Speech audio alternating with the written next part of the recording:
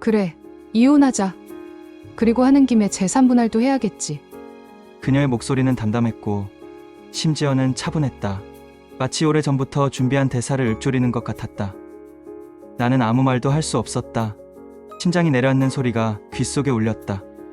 외도를 한 사람이 오히려 이혼을 요구한다고? 잘못을 저지른 쪽이 왜 이렇게 당당할 수 있지? 더 기막힌 건 그 뒤였다. 그녀는 미간 하나 찡그리지 않고 내 재산 이야기를 꺼냈다. 재산 분할? 이 단어가 내 가슴팍을 베어내듯 날아들었다.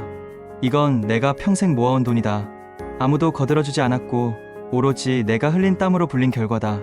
그녀는 소비만 했고 무심하게 시간을 보냈을 뿐인데 이걸 나눠달라고? 순간 머릿속에서 오래된 장면이 되살아났다. 입사한 지 얼마 안 된 어느 날 회사 휴게실에서 신축 아파트 이야기가 돌던 그날, 그때까진 나에게 무심하던 그녀가 갑자기 웃으며 말을 걸어왔던 순간, 그때부터였구나. 처음부터 이 모든 건 내 재산을 노린 접근이었구나.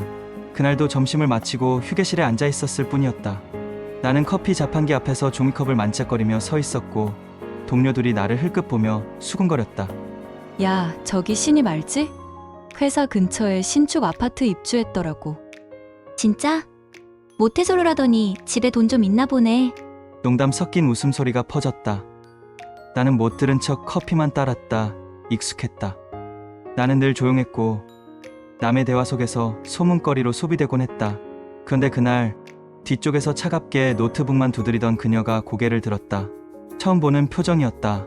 무심하던 눈빛에 순간 번뜩임이 스쳤다. 그리고 며칠 뒤 퇴근길 그녀가 처음으로 내게 다가왔다. 같이 가요. 집 방향이 비슷한 것 같네요. 그녀는 미소를 지었고 나는 얼떨결에 고개를 끄덕였다. 그 순간의 설렘이 내 인생을 바꾸게 될 줄은 몰랐다. 결혼식은 소박했다. 그녀가 준비한 건 시원살림 3천만 원 남짓. 나는 크게 바라지 않았다. 오히려 마음속으로 다짐했다. 돈은 내가 벌면 된다. 그녀는 내 곁에 있어주는 것만으로 충분하다. 나는 그렇게 믿었다. 하지만 시간이 지나자 믿음은 흔들리기 시작했다.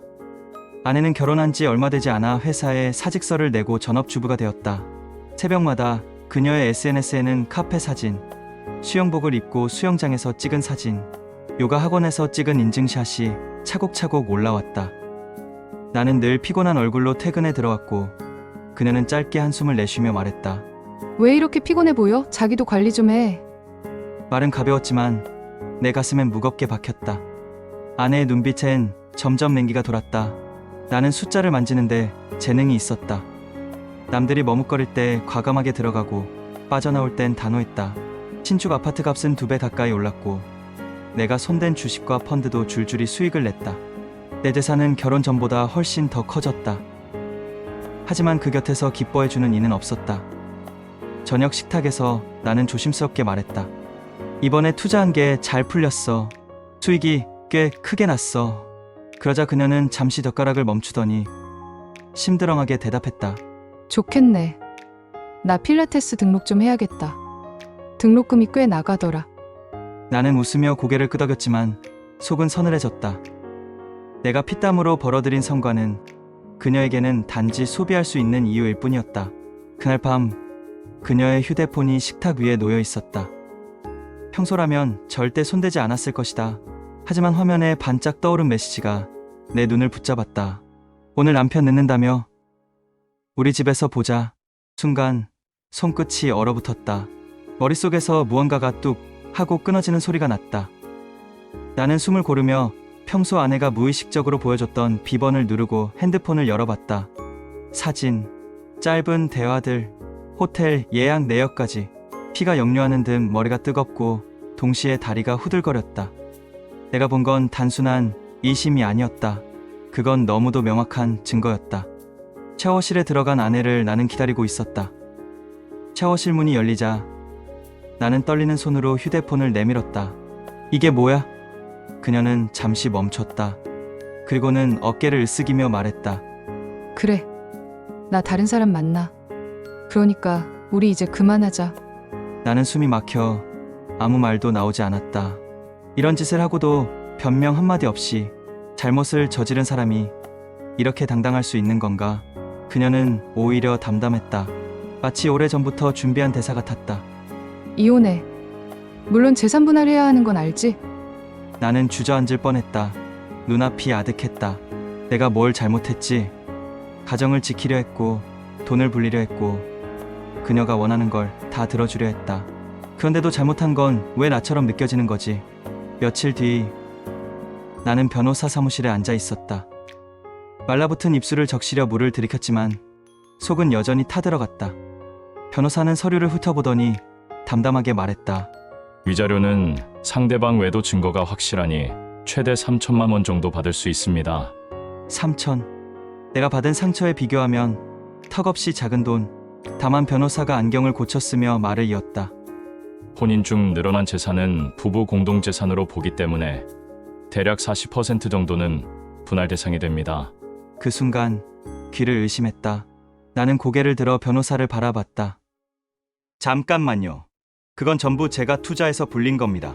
그녀는 아무것도 안 했습니다. 오히려 소비만 했다고요. 변호사는 고개를 끄덕였지만 목소리는 변하지 않았다. 법은 그렇게 따지지 않습니다. 혼인 중 형성된 재산이라면 그 기여도를 아내 쪽에도 인정하는 게 원칙입니다. 나는 자리에 얼어붙었다. 심장이 천천히 짓눌리는 듯한 압박감. 숨조차 쉬기 힘들었다. 내가 벌었는데도 온전히 내 것이 아니라는 건가? 그녀가 외도를 했는데도 오히려 내 돈을 떼어줘야 한다는 건가? 집으로 돌아오는 길, 차창 밖 풍경은 전혀 눈에 들어오지 않았다. 대신 오래된 기억들이 파편처럼 떠올랐다. 회사 휴게실, 동료들의 웃음소리, 신축 아파트 입주했더라. 그 순간 고개를 들던 그녀의 눈빛, 그리고 퇴근길에 처음 다가와 미소를 지었던 얼굴. 나는 그때 설렘이라고 믿었다. 하지만 이제는 알 것 같다. 그건 계산된 시작이었다. 내 재산을 향한 의도적인 접근, 그리고 지금 끝까지 뻔뻔하게 이혼을 요구하는 결말. 나는 차 안에서 주먹을 불끈 쥐었다. 억울했다. 분노보다 더 깊은 뼛속까지 스며드는 억울함이었다. 내 인생은, 내 노력은, 내 사랑은 처음부터 이용만 당한 거였구나. 오늘도 시청해주셔서 감사합니다. 구독, 좋아요 부탁드립니다.